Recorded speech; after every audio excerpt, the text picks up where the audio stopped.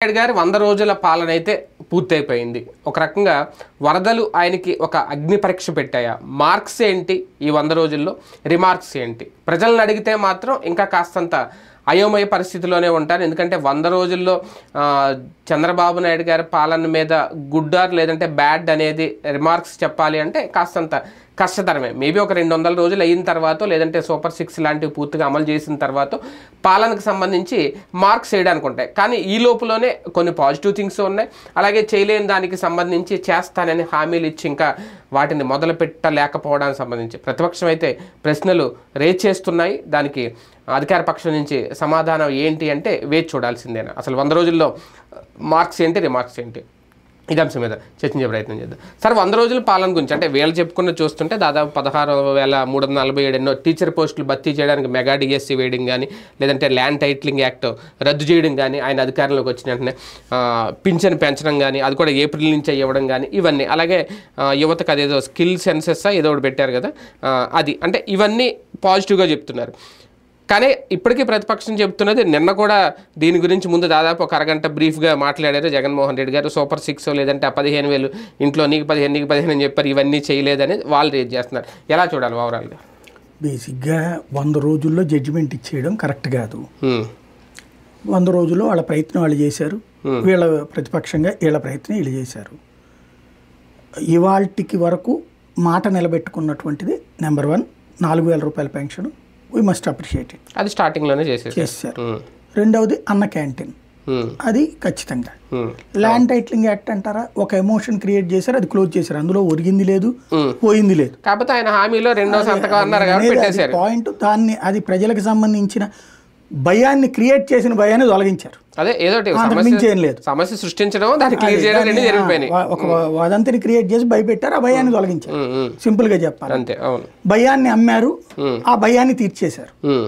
అది పెద్దగా పబ్లిక్ లో కొత్తగా వచ్చేదే లేదు. ఎందుకంటే నా ఇంటి దగ్గరికి సమస్య వచ్చినప్పుడు నువ్వు పరిష్కరించడం వేరు. అంతే. అవును, అది నెంబర్ వచ్చేటప్పటికి ఈ రెండు మాత్రం ఖచ్చితంగా ప్రభుత్వానికి సంబంధించిన పాజిటివ్ థింగ్స్.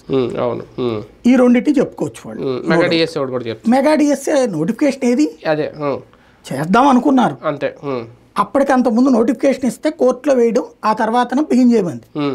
కానీ అది మళ్ళీ అబేయన్స్ లో పెట్టారు కదా, అది అమల్లోకి వచ్చి మెగా డిఎస్సి ఇప్పటికే అయిపోయి ఉద్యోగాలకు సంబంధించి పరీక్షలు జరిగిపోతూ ఉంటే అది కరెక్ట్. అసలు ఇంకా నోటిఫికేషనే కాదు కదా, అది అనుకున్నారు, ప్రపోజల్ సంతకం పెట్టారు, మళ్ళీ ఆగింది. అంతే. మెగా డిఎస్సి అనేటటువంటిది చేసేసి ఉంటే ఇప్పటికే ప్రాసెస్ అయిపోయి ఎగ్జామ్స్ అయిపోయినాయండి, ఎగ్జామ్స్ లేదా ఇప్పుడు ఎగ్జామ్ జరగబోతోంది, డేట్ ఇచ్చుంటే అదొక లెక్క.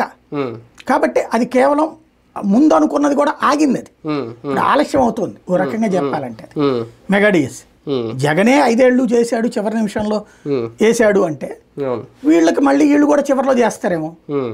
ఎందుకంటే ఇంతకుముందు వీళ్ళు కూడా అప్పట్లో చివరిలో చేసినవి ఉన్నాయి కాబట్టి అట్లా చేస్తారేమో. ఇప్పుడు కానిస్టేబుల్ ఉద్యోగాలు అప్పుడు ఆపేశారు ఎలక్షన్స్ ముందు, 6,000 7,000 పోలీసుల సెలక్షన్స్. అయ్యేమి ఇప్పుడు ఏం అవ్వట్లేదు, మూవ్మెంట్ అవ్వట్లేదు కదా, మరి అవి రెండు ఆగిపోయినట్టే కదా. కాబట్టి ఇందులో మెయిన్ కాన్సెప్ట్ చెప్పుకోవడానికి ఉన్నటువంటి అయితే ఈ రెండు, మెగా డిఎస్సి ఏదే దాని పేరేంటి, అన్న క్యాంటీన్ కావచ్చు, పెన్షన్ పెంచడం కావచ్చు, అవి సహజంగా ప్రజల్లో పాజిటివ్ థింగ్స్ ఉంటాయి అన్నమాట. డెవలప్మెంట్ ఆస్పెక్ట్లో చూసుకుంటే అంటే ఇంకా స్టార్ట్ అవ్వలేదు అనుకోండి, పోలవరం నవంబర్ నుంచి ఎప్పటి నుంచో స్టార్ట్ అవుతాయి అంట. 12,000 కోట్లు కేంద్రం నుంచి సాధించగలిగారు పోలవరం ప్రాజెక్టు సంబంధించి ఈ తక్కువ టైంలో చంద్రబాబు నాయుడు గారు అనేది ఒకటి. అది మామూలుగా వాళ్ళు చెప్పడానికి బాగుంటుంది. 12,500 కోట్లు అప్పుడు జగన్ హయాంలోనే ఓకే అయినాయి, అప్పుడు శాంక్షన్ ఇప్పుడు వచ్చినాయి అంతే. అది కూడా ఇంకా డబ్బులు ఏం రాలేదు, పని చేస్తే డబ్బులు ఇస్తారు. అది పనికి ఆహార పథకం లాంటిది. ఎంత పని చేస్తే 2,000 కోట్లు పని చేసాం డబ్బులు తీసుకోండి, 1,000 కోట్లు పని చేసాం 800 అటు పెట్టుకోండి, మిగతా చేయండి అంటుంటారు. ఇంతకుముందు కూడా అదే కదా, దాంట్లో కొత్తగా శాంక్షన్ చేయించింది ఏం కాదు. అది ఆల్రెడీ జగన్ టైంలో అది మొత్తం ఎంత ఉండాలి అసలు, చంద్రబాబు గారు అప్పుడు చెప్పింది 55,000 కోట్లు. 55,000 కోట్ల దాన్ని జగన్మోహన్ రెడ్డి అది తప్పని చెప్పి చివరికి దాన్ని 54,200 కోట్లకి ఎంతకో మార్చాడు రివర్స్ టెండర్ పై. అసలు చెప్పిందేమో అదంతా దోపిడీ అని చెప్పినోడు, తర్వాత తను మార్చాడు. చివరికి కేంద్రం ఎంత తేల్చింది దాన్ని, 30 కోట్ల రూపాయలకేమో తేల్చింది, 30,000 కోట్లకి. ఇప్పటికే 16,000 కోట్లు అయిపోయినాయి, 16-18,000 కోట్లు, ఇంకో 12,500 కోట్లు ఏమో ఇస్తామంది. ఇది అదివరకు జగన్ చేసినప్పుడు తప్పని చెప్పినటువంటి టీడీపీ దాన్ని అంగీకరించింది ఇప్పుడు. అవును. ఏది ఇన్ని 41 అడుగులు 45 అడుగులు ఇప్పుడు ఏమైనా చర్చిస్తున్నాడు ఎవడన్నా? లేదు. పోలవరంలో దగ జగన్ ఇంత ఒప్పుకున్నాడు అని హెడ్డింగ్ పెట్టారు లేదా? అప్పుడు హైట్ తగ్గించేశారు. ఇప్పుడు మళ్ళీ అదే హైట్ కి ఇక్కడ ఒప్పుకుంటే ఇక్కడ లేదు. అంటే మనం ఏది ఫ్లేరప్ చేయాలో ఏది డౌన్ ప్లే చేయాలో మీడియా చేతిలో ఉంది. మిమ్మల్ని రెచ్చగొట్టాలా, మిమ్మల్ని చిచ్చు పెట్టాలా, చిచ్చు అదే దాని ఏమంటారు పడుకోబెట్టాలా అనేది అదే నడుస్తుంది కాబట్టి ఉంది. పోలవరం కాన్సెప్ట్లో అయితే కొత్తగా సాధించింది ఏం లేదు. ఇంకోటి పనులు కూడా ఇప్పుడేం ప్రారంభం కాల లేదు, నవంబర్ నుంచి దీనికి ఒకటి ఓకే చేశారు కాబట్టి 900 కోట్ల రూపాయలు ఇదే మెగా కప్ప చెప్పారు. అవును, మెగా కప్ ఏది ఆ గ్రౌండ్ లో అప్పుడు కాపర్ డ్యామ్ కట్టడానికి, కాపర్ డ్యామ్ కాదు అది స్పిల్వే దగ్గర కింద హోల్ అది కొత్తది కట్టడానికి గోడ కట్టమన్నారు కాబట్టి కొత్తది అది దానికి ఓకే చేశారు 900 కోట్లు. అది ఈ వరదలు పోగానే బిగిన్ అవుతుంది. మేబీ వచ్చే చలికాలం నుండి బిగిన్ అవుతుంది. అమరావతి విషయంలో అడుగులు పడ్డట్ట ఒక రకంగా ఈ 100 రోజుల్లో దాన్ని మనం చూడలేము. ఖచ్చితంగా అంటే ఇది ఆయన మార్కే కదా. ఖచ్చితంగా అది అమరావతికి సంబంధించి అడుగులు ఆరంభమైనవి. కానీ మళ్ళీ ప్రతిబంధకాలు రావడం వల్ల సమస్య ఎదుర్కొంటున్నారు. వాస్తవంగా జంగిల్ క్లియరెన్స్ పని ఈ లోపు జరిగిపోయి ఉండాల్సింది. ఈ పాటికి అమరావతి స్వచ్ఛంగా స్పష్టంగా కనబడుతుండి ఉండాలి. అంటే నారాయణ గారు దగ్గర నుండి మొదలు పెట్టారు, స్టార్ట్ అయితే చేశారు, జంగిల్ క్లియరెన్స్ బిగిన్ చేసేసారు. ఈ లోపు వరదలు రావడం వల్ల కొంత లేట్ అయింది. అవి కూడా ఇప్పుడు సెట్ చేసేస్తారు మళ్ళీ. అమరావతికి సంబంధించి మాత్రం 5 ఏళ్లు స్తంభించిపోయినటువంటి కార్యకలాపాలు మళ్ళీ తిరిగి తీసుకొస్తూ ఉండటం, అట్లాగే హ్యాపీనెస్ట్ సెటరేట్ చేయడం, అట్లాగే వాటికి సంబంధించి నిపుణులు తీసుకురావడం, ప్రపంచ బ్యాంక్ వాళ్ళని తీసుకురావడం, ఏడీబీ వాళ్ళని తీసుకురావడం, ఓవరాల్ గా అమరావతి అంశం పరుగులు పెడుతోంది. అది వేగంగా అందుకునే ప్రయత్నం అయితే జరుగుతుంది. ఈ 100 రోజుల్లో అది ఘనతే. అమరావతి అనేది బాబు గారి మార్కు. ఇప్పుడు పూర్తి చేస్తే పూర్తిగా ఆయన మార్క్ అవుతుంది. ఎందుకంటే జగన్ కూడా చేయలేదు, ఆయన చేయరు కాబట్టి. ఇదే టైంలో వరదలు ఒక అగ్ని పరీక్ష పెట్టాయా చంద్రబాబు నాయుడు గారికి? అది గనక రాకుండా ఉంటే ఈ పాటికి అమరావతి అభివృద్ధి కానీ, లేదంటే అమరావతిని బేస్ చేసుకుని రియల్ ఎస్టేట్ రంగం కానీ ఒక ఊపులోనో ఒక రేంజ్లోనే ఉండేది. దానికి కూడా దెబ్బ పడిందా? అదొక పరీక్ష. ఎక్స్పెక్ట్ చేయకూడదు.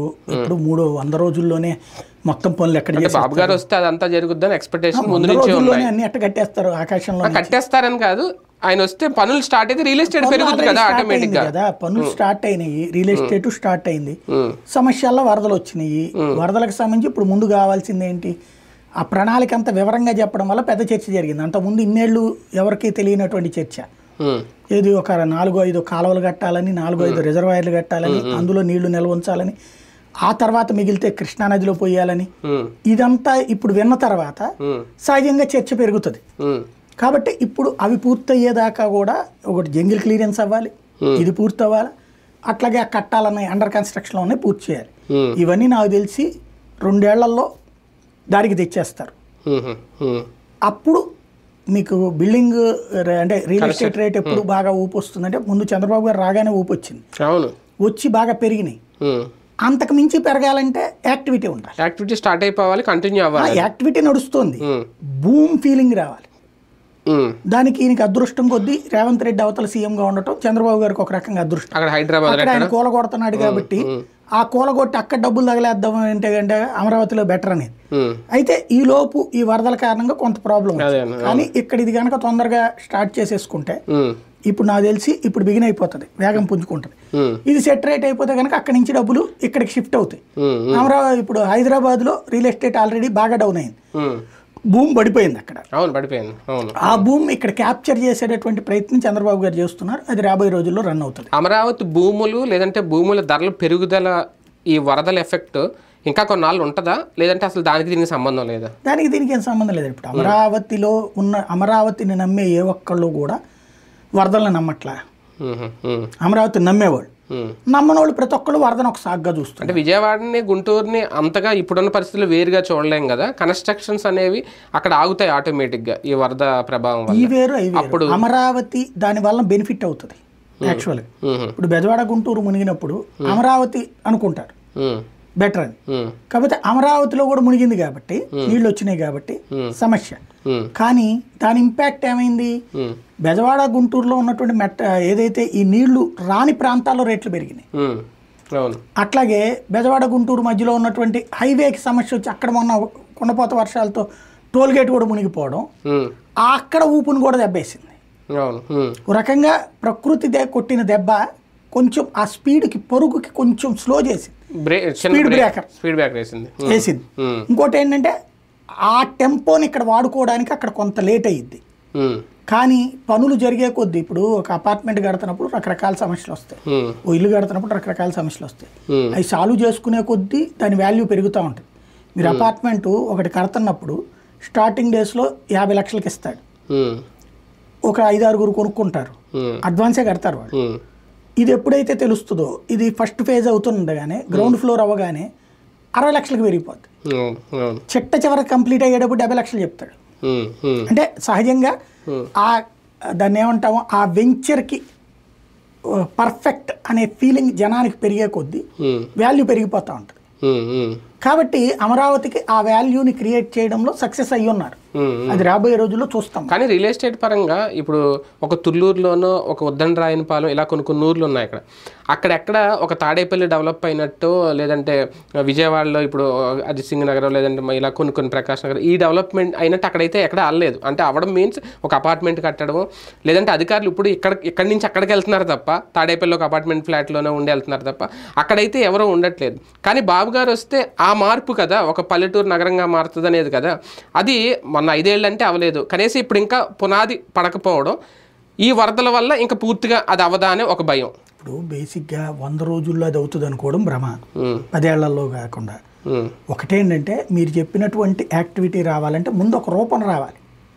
ఫస్ట్ ఒక రూపం వస్తే ఫ్లోటింగ్ నడుస్తూ ఉంటే, ఇప్పుడు ఫర్ ఎగ్జాంపుల్ అక్కడ హైకోర్టు ఉంది, హైకోర్టుకి లాయర్లు అందరూ వచ్చే వాళ్ళందరికీ అక్కడ ఇల్లు కావాలి, ఆఫీసులు కావాలి, ప్లేస్ ఎక్కడుంది?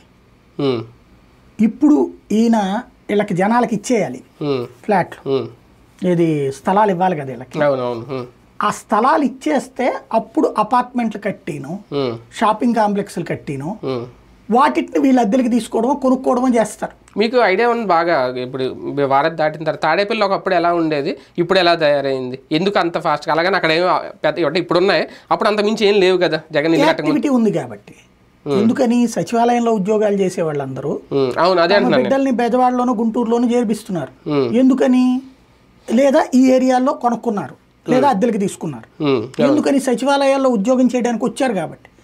ఆఫీసుకి దగ్గరలో, రోడ్డుకి దగ్గరలో ఉండాలనుకున్నారు కాబట్టి. అమరావతిలో రోడ్లు లేవు కదా అప్పుడు.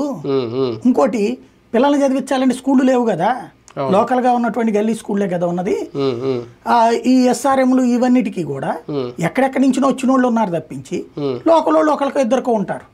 ఇంకోటి, స్థలం ఎవరు కొనుక్కోవాలన్నా లేదు కదా అక్కడ. నేను అంటుంది అది. ఇప్పుడు ఎప్పుడు యాక్టివిటీ వస్తుంది? ఎన్ని ప్రైవేట్ స్థలాలు కొన్నారు, అపార్ట్మెంట్ కట్టారు, అమ్మారు. అక్కడ 55,000 ఎకరాలు ప్రైవేట్ స్థలం లేదు. ఇక్కడ కూడా చాలా వరకు పొలాలు. ఇప్పుడు ఇక్కడ చివరి అది ఉంటుంది జైబేరి టవర్స్, అవి కూడా ఒకప్పుడు పొలాలే కదా. పొలాలనే ఇప్పుడు ఆయన భారీ బిల్డింగ్లు కట్టేశారు కదా, కాబట్టి అమ్ముకున్నారు. ఇక్కడ 55,000 ఎకరాలు గవర్నమెంట్ స్థలం కదా. గవర్నమెంట్ స్థలంలో ఎట్ట కడతారు? గవర్నమెంట్ అమ్మాలి కదా. చంద్రబాబు ఉన్నప్పుడు అమ్మలేదు, జగన్మోహన్ రెడ్డి ఉన్నప్పుడు అమ్ముదామన్నా కొనలేదు, ఎందుకంటే అది ఏరియా డెవలప్ కాదని. ఇప్పుడు ఏం చేయాలి? అది ముందు రైతులకి ఆ ప్లాట్లు ఇచ్చేస్తే అప్పుడు వస్తుంది. అంటే ప్రైవేటు స్థలాలు ఉన్న ఏరియా ఇప్పుడు ఆ ఏరియాలో డెవలప్ అయింది. ఇప్పుడు తాడేపల్లి కానీ, ఉండవల్లి కానీ, ఈ ఏరియాలన్నీ ఏంటి? ప్రైవేట్ స్థలాలు ఉన్నాయి. ఈ 55,000 ఎకరాల్లోకి రాదు కాబట్టి అక్కడ అపార్ట్మెంట్లు వచ్చినాయి. ఇప్పుడు నేను ఆ ఏరియాలో 25 ఏళ్ల నుంచి తిరిగినోడిగా, 30 ఏళ్ల నుంచి తిరిగినోడిగా, ఆ ప్రాంతంలో ఒకప్పుడు ఉండే ఇళ్లతో పోల్చుకుంటే ఇప్పుడు భారీగా వచ్చినాయి మార్పు. చిన్న సిటీ లాగా అయిపోయింది. అంటే అవి ప్రైవేట్ ల్యాండ్స్ కాబట్టి. ఇది 55,000 ఎకరాలు వచ్చేటప్పుడు గవర్నమెంట్ ల్యాండ్ కాబట్టి అది ఇప్పటికిప్పుడు ఎట్లా అవుతుంది? వాళ్ళకి ప్లాట్లు ఇస్తే కదా వాళ్ళు అమ్మడానికి.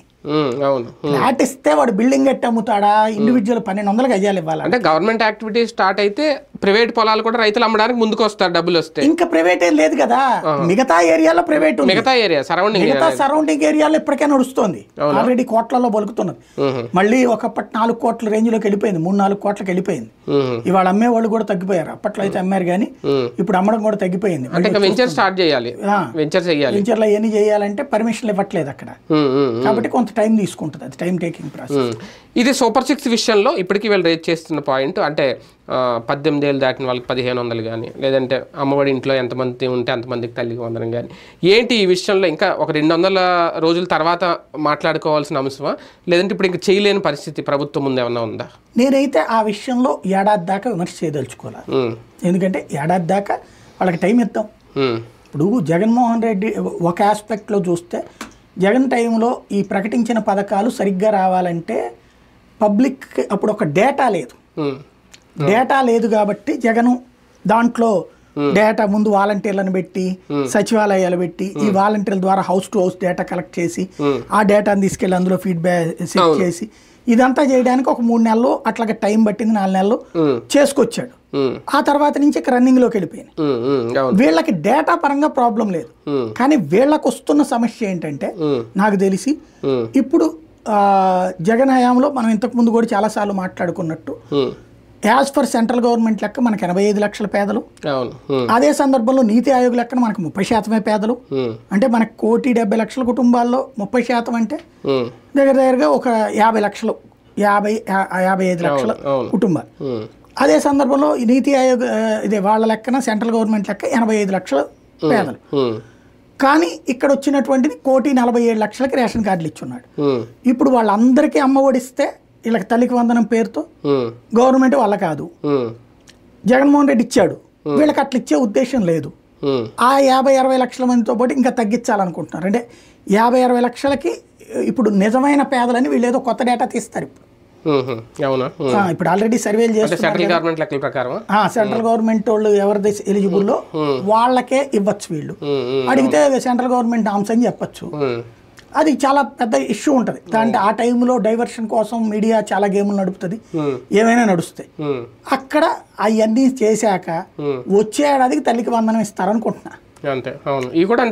మధ్య తరగతికి ఈ బెనిఫిట్స్ పోతాయి నాకు తెలిసి. ఇప్పుడు ఏంటంటే మధ్య తరగతి కూడా పేదల పేరుతో బెనిఫిట్స్ పొందుతున్నారు, అవన్నీ ఆగిపోతాయి.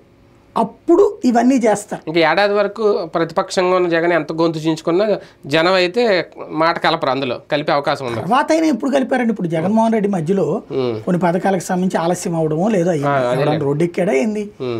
ఓటేసినప్పుడే అది తీసుకున్నాడే ఓటైనప్పుడు దీనికోసం రోడ్లు ఎక్కుతారని ఎట్ట అనుకుంటున్నారు? సూపర్ 6 అమలు చేయట్లేదు అదే అనేది. అప్పుడు ఆ రోజున అది చేసినందుకు జగన్కే ఓటైనటువంటిప్పుడు ఇవాళ వీళ్ళు ఎందుకు వ్యతిరేకిస్తారు? ఇంకా అందులో పోరాటాలు ఏం చేస్తారు? ఏ కమ్యూనిస్ట్లో చేయాలి కాసేపు ఆవిడ, అంత మించే ఉండదు.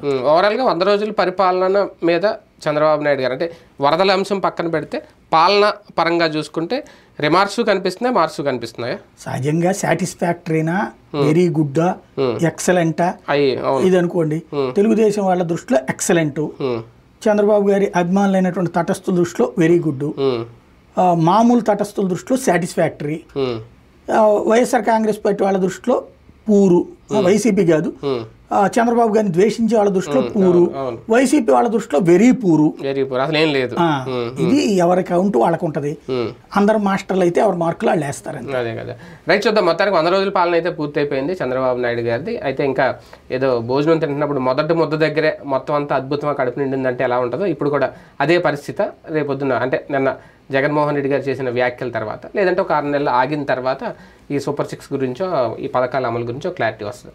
చూద్దాం.